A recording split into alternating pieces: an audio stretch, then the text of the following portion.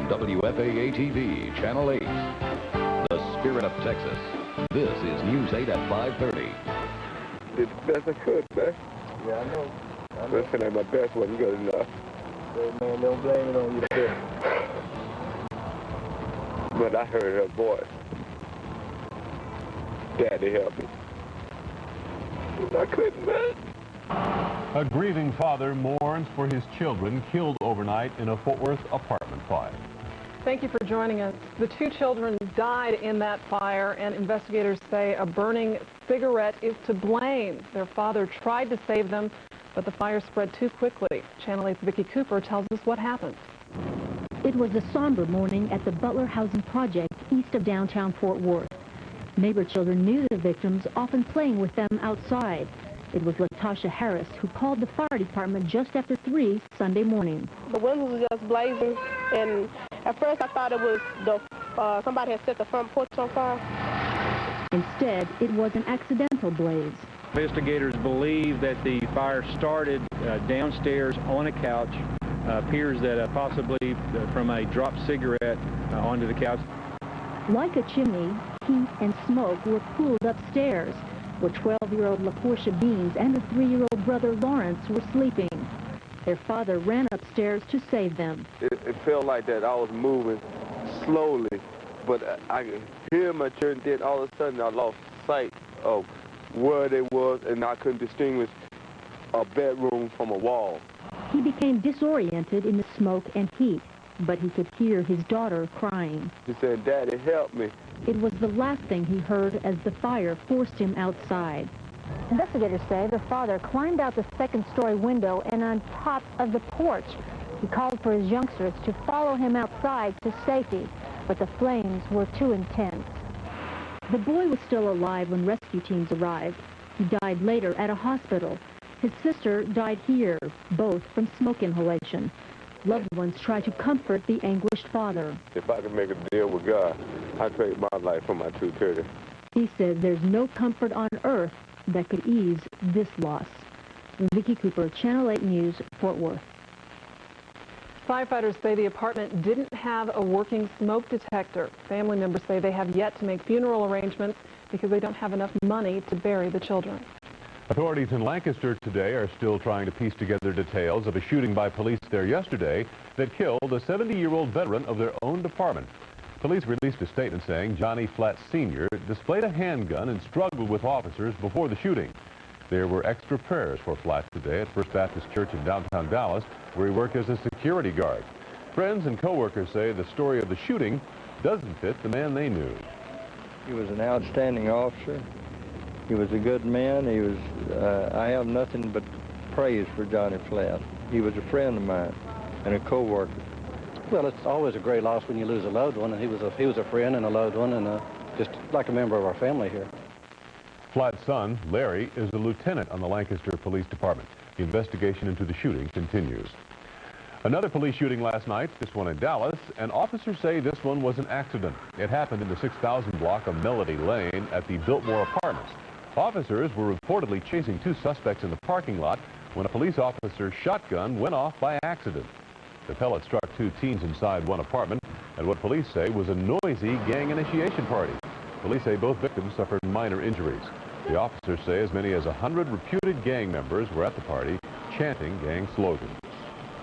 Arabs in the Middle East are voicing their opposition to UN-led sanctions against Iraq. Saddam Hussein's sympathizers say economic sanctions have trampled over Iraq's sovereignty. A UN-approved mercy mission arrived in Baghdad today with 10 tons of medicine from Egyptian citizens. Also enclosed, a gift with a pointed message from the Arab world's most famous actress. We say to all the world, we hate Israel and we hate America. A former UN weapons inspector is questioning the recent deal with Iraq. The inspector says the agreement won't last because Saddam Hussein is untrustworthy. Despite favorable job approval ratings, Southern Republicans are blasting President Clinton's moral leadership. At a Republican conference this weekend in Mississippi, prospective presidential candidates have been lashing out at Clinton over the Monica Lewinsky scandal. Republicans say on morality issues, Clinton let the country down. Several speakers also criticized the Republican leadership in Congress for not confronting the president on moral issues. Well, Governor Bush doesn't like talking about a possible run for president, but that doesn't stop other Republicans. At that same conference in Mississippi, he won a straw poll taken of the 1,100 delegates. 18% favored Bush, while the runner-up, Steve Forbes, got 15%. The meeting drew Republicans from 13 southern states. And one more possible contender in the year 2000, Newt Gingrich. The House Speaker won't say for sure, but Bill Paxton, a New York congressman who worked closely with the Speaker before trying to oust him, says he's sure Gingrich plans to run. Saving the nation's Social Security program has become one of President Clinton's priorities. The president talked about the idea in his State of the Union address last month. Recently, a high-ranking Social Security official visited Arlington to talk about Mr. Clinton's plans. Here's Channel 8's Angela Davis.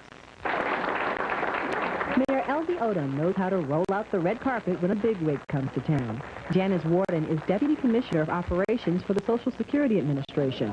She works at the Baltimore headquarters, where right now the focus is dwindling funds. All that you hear about now is, I bet, the President's statement during his State of the Union message. What is it? Save, come on, save Social Security first.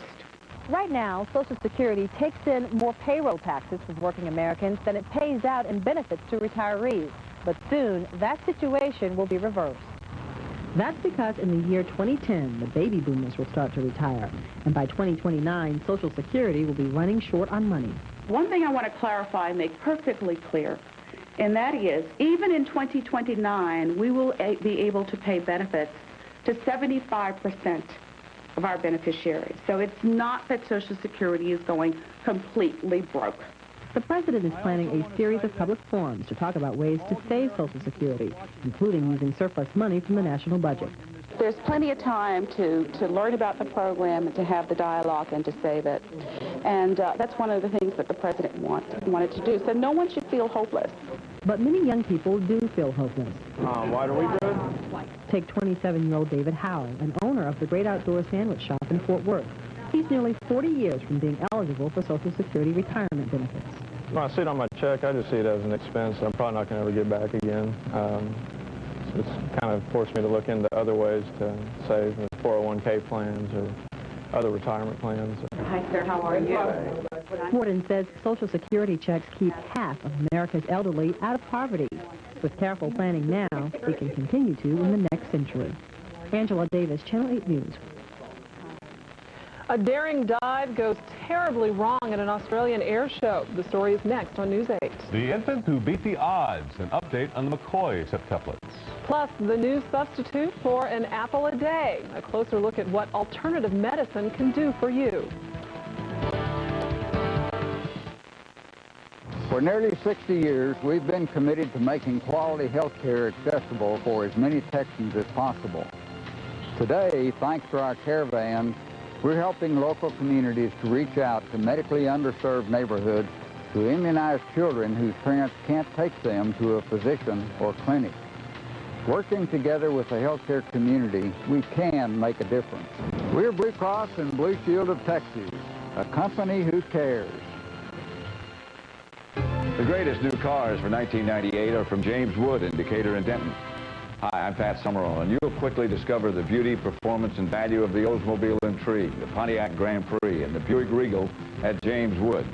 Value reigns supreme in every new Chevrolet, and the luxury of Cadillac has never been more affordable. New Chevrolet and GMC trucks are value priced every day, where the difference is definitely worth the distance. James Wood, Decatur and Denton.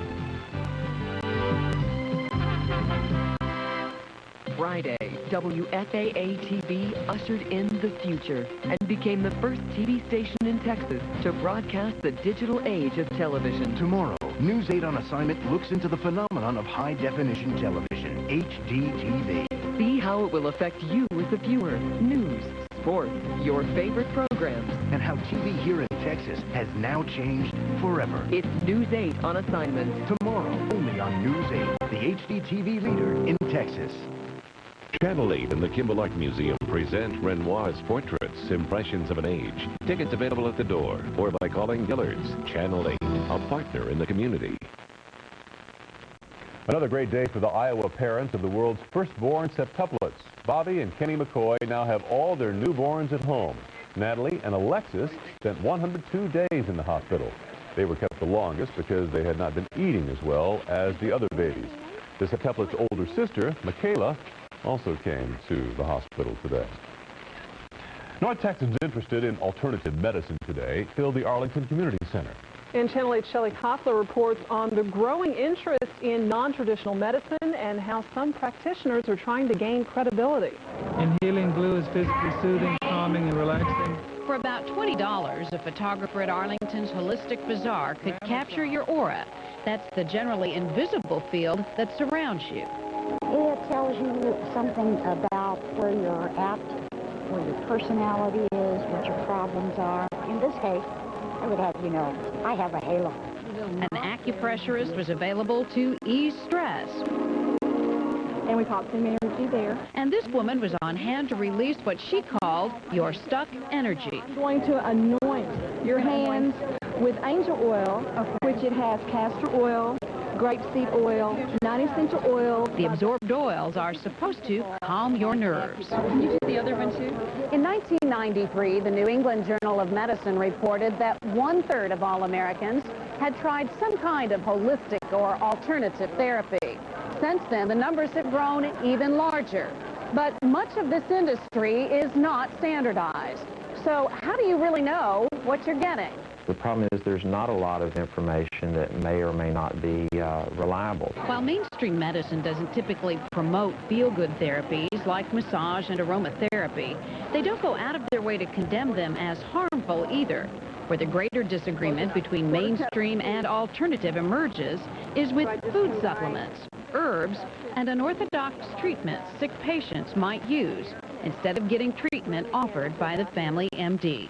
There's just been a tremendous lack of really rigorous scientific research into a lot of alternative treatments as to whether or not these treatments are indeed safe and effective. There are a lot of tests that have been made. They're just not necessarily recognized in the United States. Herbalist Virginia Baker does agree that the concentration of active ingredients in alternative medicine need to be standardized.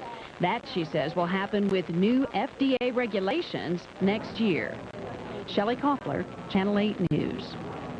And if you're interested in using alternative remedies, Dr. Dimmitt suggests you talk to your family doctor and ask him or her if they can be incorporated into your treatment. Many people consider organic food products a better alternative to fruits and vegetables grown with chemicals. Organic does not necessarily mean pesticide or chemical free. There are a lot of organic pesticides and fertilizers and such that are used. Tonight on the News 8 Update at 10, we continue our series on food safety, looking at the last line of defense for any family and what you can do in your own kitchen to make sure the food you eat is safe. Well, now that it's safe in Walworth, Wisconsin, more than 500 evacuees are moving back into their homes today. Residents were forced to evacuate after a car slammed into a propane tank and sent flames shooting into the air. Firefighters let the fire burn through the night while they doused nearby tanks with water. The flames were reduced to a flicker by the time evacuees were allowed to return. A chilling sight during an air show in Australia. Hundreds of people watched as a water bomber plane slammed into the ground.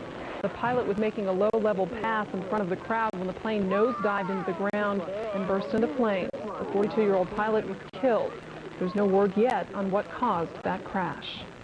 Well, 1 year ago, a string of deadly tornadoes devastated Arkansas. Today, residents came to comfort each other. Memorial services were held today to remember the 25 people who were killed by the storms.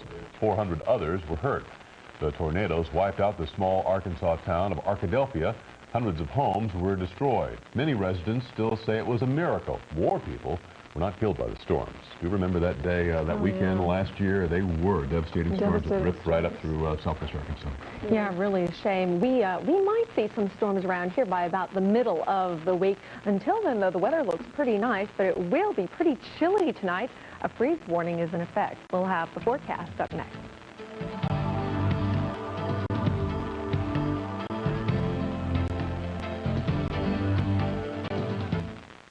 Nothing escapes the ravages of time, not even the fire. finest automobiles.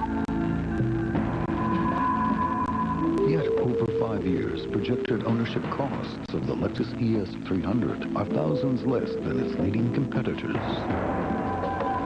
In fact, there's no more enjoyable way to stay in the black.